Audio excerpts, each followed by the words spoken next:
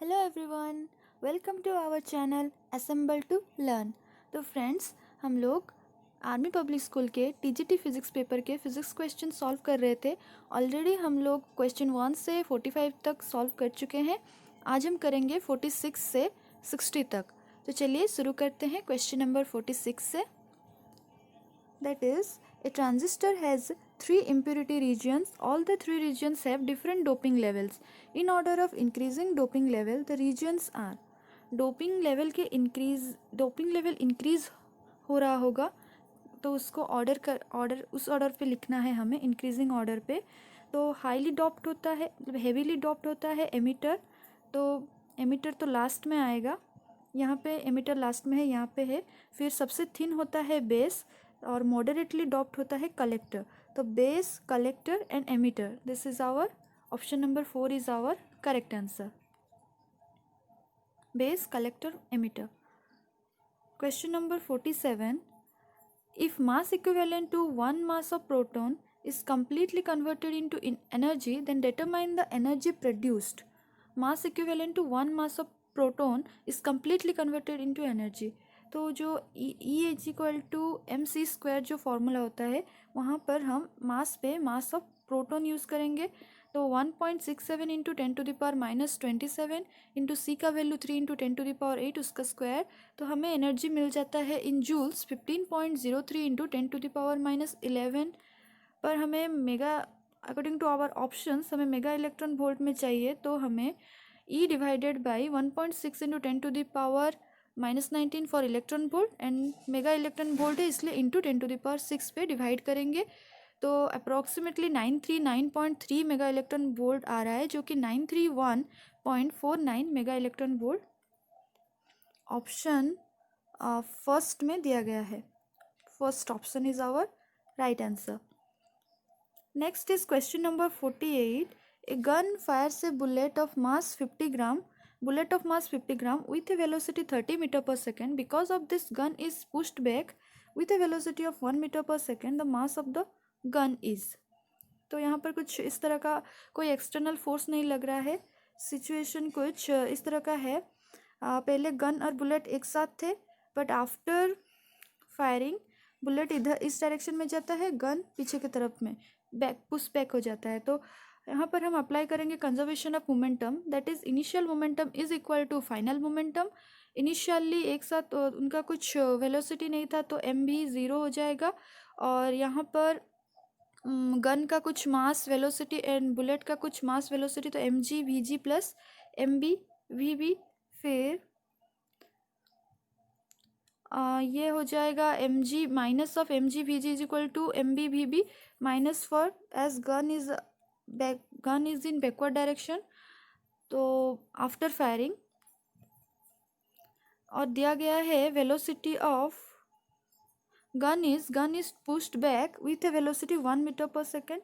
तो यहाँ पर वी जी का वैल्यू 1 मीटर पर सेकेंड, और ये भी दिया गया है बुलेट का मास 50 ग्राम, उसको किलोग्राम में कन्वर्ट करेंगे इंटू 10⁻⁻3, और वी भी दिया गया था 30 metre per second.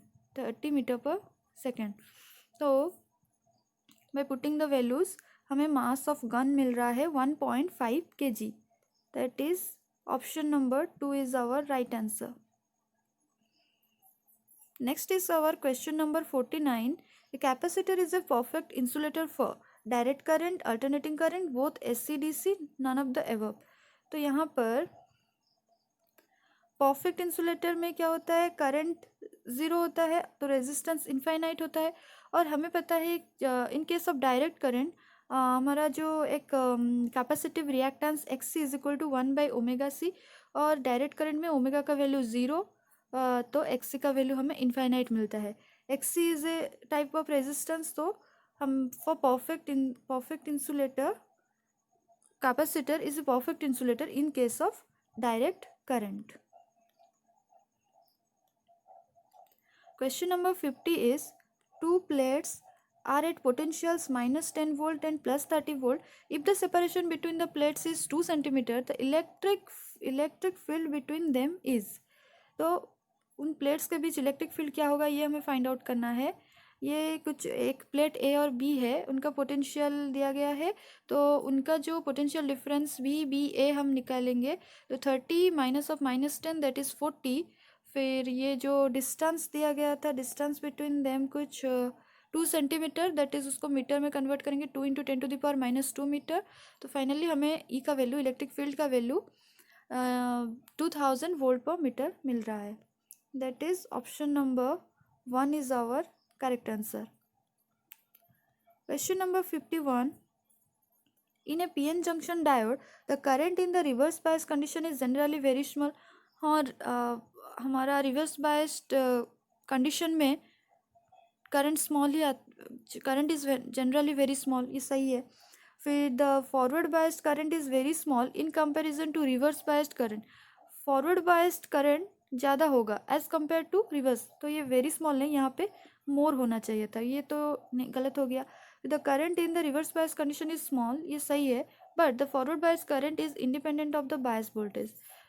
Forward bias current bias voltage पे डिपेंड करता है, तो ये गलत हो गया। मतलब ये पार्ट सही है लेकिन सेकंड पार्ट गलत है, तो ये पूरा गलत हो गया ऑप्शन। फिर the reverse biased current it strongly dependent on the applied bias voltage. Reverse bias current depend करता है अप्लाइड बायस वोल्टेज पे, पर कुछ टाइम के लिए, तो स्ट्रांगली तो नहीं होगा। तो ये 3 ऑप्शन नहीं होंगे, तो option 1 is only option 1 is our right answer. The current in the reverse bias condition is generally very small. Question number 52 is, what will be the acceleration due to gravity on the surface of the moon if its radius is 1/4 of the radius of earth and mass is 1/80th the mass of the earth?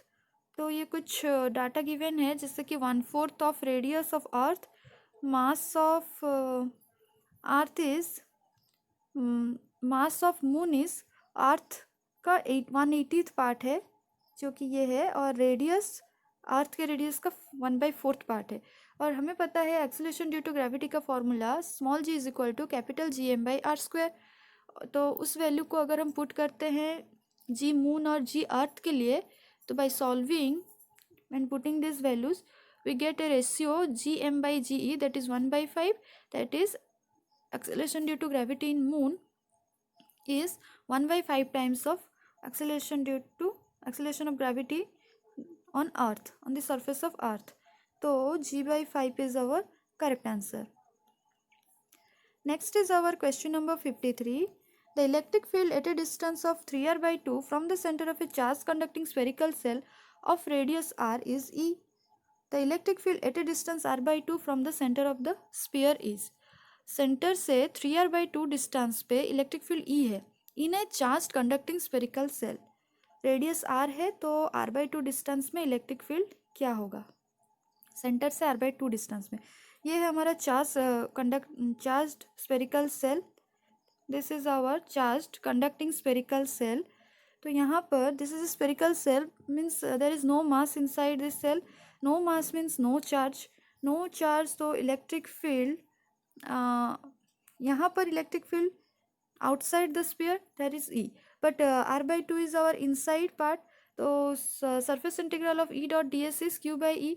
q0 no mass means no charge, तो q0 तो हमारा electric field at A distance r/2 is 0।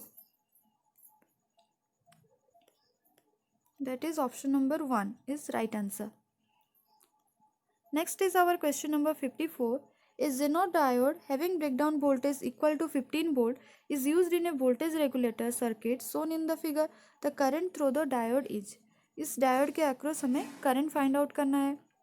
तो यहाँ पर diagram को कुछ इस तरह करेंगे, तो यहाँ पे कुछ करंट, सपोज यहाँ पे कुछ करंट पास हो रहा है, कुछ I करंट, फिर यहाँ पर पॉइंट ए पे करंट डिवाइड हो जाएगा, नीचे की तरफ I1 और साइड में I2 हो जाएगा। इस पॉइंट पे KCL हम अप्लाई करते हैं, Kirchhoff's current law at point A, तो I is equal to I1 + I2, this is one equation. फिर voltage across Zener diode is 15 volt, तो हम इस पार्ट में अगर V नेट निकालेंगे तो 20 - 15 दैट इज़ 5 वोल्ट।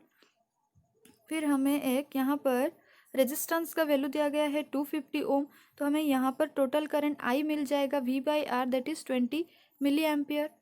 फिर इस पार्ट पे, सेकंड पार्ट पे वोल्टेज दिया गया है वोल्टेज दिया गया है, रेजिस्टेंस है 1 किलो ओम। वोल्टेज यहाँ पे नहीं दिया गया है, लेकिन हमें पता है ये जेनोड डायोड और 1 किलो ओम पैरेलल में है, पैरेलल कनेक्शन है, तो उनका वोल्टेज सेम रहेगा। तो voltage across 1 kilo ohm resistor is 15 volt and resistance is 1 kilo ohm, that is 1000 ohm. यहाँ पर करंट I2 पास हो रहा है, तो I2 इज इक्वल टू वैसे ही V/R, तो 15/1000 दैट इज 10⁻³ ओम, तो हमें मिल रहा है 15 मिली एम्पियर। तो फ्रॉम इक्वेशन 1 अगर हम I2 और I का वैल्यू पुट करते हैं तो हमें I1 मिल जाएगा, मतलब current across zener diode I1 is equal to I minus I2 that is 20 minus 15, 5 milli ampere. 5 milli ampere is current through the diode. Option 1 is correct answer. Next is our question number 55. What is given in 55? Two bodies of mass 1 kg and 3 kg have position vector I cap plus 2j cap plus k cap and minus 3 I cap minus 2j cap plus k cap respectively. Mass of this system has a position vector. ये यहाँ पर centre of mass होना चाहिए था, तो उस system का position vector हमें फाइंड आउट करना है। तो RCOM का एक फॉर्मूला होता है, that is M1R1 plus M2R2 by M1 plus R2। तो वैल्यू पुट करेंगे, M1 इज़ 1 kg और R1 M2 is 3 kg and R2 का वैल्यू, फिर M1 plus M2 is 3 plus 1 4। तो by solving we get minus 2I cap minus J cap plus K cap is our RCOM। Value of RCOM minus 2I cap minus J cap plus K cap. Option number 2 is our correct answer. Next is question number 56. Velocity of a stone projected 2 seconds before it reaches the maximum height. Maximum height पर पहुंचने से पहले 2 second पहले makes an angle 53 degree with the horizontal, then the velocity at the highest point will be. Maximum height पर पहुंचने से पहले 2 second पहले वो 53 डिग्री एंगल बनाता है विथ हॉरिजॉन्टल। तो हाईएस्ट पॉइंट पे वेलोसिटी क्या है ये हमें फाइंड आउट करना है। तो at maximum height our velocity in Y direction is 0 we know. तो ये पॉइंट बी पॉइंट पे वो 53 डिग्री एंगल बना रहा है विथ हॉरिजॉन्टल। फिर ये है मैक्सिमम हाइट पहुंचने से 2 सेकंड पहले। तो इस पॉइंट से बी पॉइंट से maximum height that is point A तक पहुंचने के लिए उसे 2 सेकंड लगेंगे। तो हम बी पॉइंट में कैलकुलेट करेंगे after 2 second from B horizontal velocity क्या होगी, वर्टिकल वेलोसिटी वी वाई क्या होगा। तो वी वाई इज 0 पता है, और इस बी पॉइंट पे कुछ initial velocity suppose you Y and A Y T. तो acceleration in Y direction is ji minus ji, you Y minus G T is equal to 0, जी का वैल्यू 10 और time 2 second. तो हमें यू वाई मतलब initial velocity at point B मिल रहा है 20 metre per second. और यहाँ पर कुछ यू वाई और वी एक्स तो सेम रहेगा पूरे प्रोजेक्टाइल में। Velocity along x direction is remains same, that is constant. तो यहाँ पर वो हॉरिजॉन्टल के साथ 53 डिग्री हो रहा है, तो हम tan 53 अगर पुट करते हैं तो V Y by V X और यू वाई, यही वी वाई हमारा यू वाई है, तो V Y by V X हमें tan 53 जो ये 53 जब होता है तो ये 4 होता है और ये 3 होता है। 37 होने से 37 के फ्रंट वाला साइड 3 और 53 का फ्रंट साइड 4 होता है, ये हमें पता है। तो tan 53 इज़ 4/3 और वी वाई और यू वाई का हमें वैल्यू मिला है 20। हमें वी एक्स का वैल्यू फाइंड आउट करना है। वी एक्स का वैल्यू हमें मिलता है 15 मीटर पर सेकेंड। मतलब ये बी पॉइंट पे वी एक्स जो होगा ए पॉइंट पे भी वी एक्स वही होगा, कहीं पर भी वी एक्स सेम रहेगा। प्रोजेक्टाइल के पाथ में किसी भी पॉइंट में हमारा वी एक्स सेम रहेगा, तो हमारा वी एक्स का value 15 metre per second at highest point, velocity at highest point. और यहाँ पर तो वी वाई नहीं रहेगा, V Y is 0। Next is our question number 57। In question number 57 हमें फाइंड आउट करना है effective resistance between A and B. तो ये इसको हम सिंप्लीफाई करके लिखेंगे, ड्रॉ करेंगे तो ये एक व्हीटस्टोन ब्रिज का फॉर्म है। ये व्हीटस्टोन बैलेंस्ड व्हीटस्टोन ब्रिज हो जाएगा। वहाँ पर क्या होता है, P by Q is equal to R by S. ये हमारा P है, ये Q, ये R और S। ईच रेजिस्टेंस इज 5 ओम। तो ये बैलेंस्ड व्हीटस्टोन ब्रिज है। तो इस यहाँ पर क्या होता है, इस मिडिल वाले पार्ट में यहाँ पर करंट फ्लो नहीं करता है, और यहाँ पर ए पॉइंट पे करंट आई आएगा जो कि PR दे के I1 होके B तक पहुँच जाएगा, और नीचे की तरफ I2, दिस पॉइंट पे करंट डिवाइड हो जाएगा I1 और I2, फिर I2 नीचे की तरफ आके फिर B पॉइंट पे मिल जाएगा, तो B में I करंट निकल जाएगा। तो यहाँ पर ये P वाला 5 ओम और R वाला 5 ओम आर इन सीरीज, तो 5 + 5 दिस इज 10 ओम, एंड नीचे की तरफ I2 करंट जहाँ पर फ्लो कर रहा है वहाँ भी 5 ohm plus 5 ohm 10 ohm, 5 ohm plus 5 ohm in series 10 ohm. फिर this 10 ohm and 10 ohm are in parallel, तो effective resistance in between A and B is both are in parallel connection, so 10 into 10 by 10 plus 10, that is our equivalent resistance is 5 ohm. Effective resistance between A and B is 5 ohm. Next question is 58. In a simple harmonic motion, the ratio of acceleration of the particle to its displacement at any time is a measure of. तो in SHM acceleration is equal to हमें पता है -ω²x, और ये A acceleration है और x is displacement, तो हम A बाई एक्स अगर करते हैं तो हमें मिल रहा है -ω²। तो ओमेगा क्या है हमारा, एंगुलर फ्रीक्वेंसी, तो हमें मिल रहा है उनका रेशियो एंगुलर फ्रीक्वेंसी का square, that is our option number 2 is correct answer. Next is question number 59. The angular velocity of a wheel increases from 1200 to 4500 revolution per minute in 10 seconds. The number of revolution made during this time. तो ये 1200 से 4500 हो रहा है, तो हमें यहाँ पर number of revolution find out करना है। नंबर ऑफ रिवोल्यूशन का एक फॉर्मूला होता है, that is N, capital N is equal to N frequency, initial frequency plus final frequency, initial frequency plus final frequency by 2 into time taken. तो initial omega हमें दिया गया है 1200 RPM, तो उसको हम रिवोल्यूशन पर सेकंड करेंगे तो डिवाइड बाई 60 करेंगे, जो कि हमारा इनिशियल फ्रीक्वेंसी बन जाएगा 20, और फाइनल 4500 RPM है, उसको फ्रीक्वेंसी फाइनल करने के लिए रिवोल्यूशन पर सेकंड करना पड़ेगा, तो 60 पे डिवाइड करना पड़ेगा, तो 75। फिर ये 20 और 75 को अगर हम फॉर्मूला में डालते हैं तो F initial 20, F final 75 by 2 into time 10 second, तो हमें मिल रहा है 475 number of revolution, which is given in option number 3. Next is our last question for today. Question number 60. Time period of a simple pendulum on a freely moving artificial satellite is. तो ये infinite होगा। यहाँ पर suppose अर्थ है हमारा, और satellite कहीं यहाँ पर मूव कर रहा है, और वहाँ पर एक पेंडुलम है। सैटेलाइट कहीं मूव कर रहा है, वहाँ पर एक पेंडुलम है। ये है अर्थ, और यह है अर्थ, और यहाँ पर कुछ पेंडुलम है जो कि सैटेलाइट में है। वो सैटेलाइट फ्रीली मूव कर रहा है, तो उसका जो नेट फोर्स होगा टुवर्ड्स द अर्थ, उसका net force towards the centre of earth 0 हो जाएगा। तो हमें पता है force is equal to mass into acceleration, जो कि यहाँ पर g होगा, और फोर्स अगर 0 हो रहा है तो g भी 0 होगा। और पेंडुलम के केस में क्या होता है, जो उसका जो टाइम पीरियड है, टाइम पीरियड का फॉर्मूला है t is equal to 2π √L by g, 2π √L by g. तो f 0 हो रहा है तो g भी 0, और g 0 मिल रहा है तो time period is our infinite. तो फ्रेंड्स, हम यहाँ पर क्वेश्चन नंबर 60 तक कंप्लीट कर लिए हैं। अगर ये वीडियो आपको अच्छा लगा तो वीडियो को लाइक करें, चैनल को सब्सक्राइब करें और अपने दोस्तों के साथ शेयर करें। Thank you.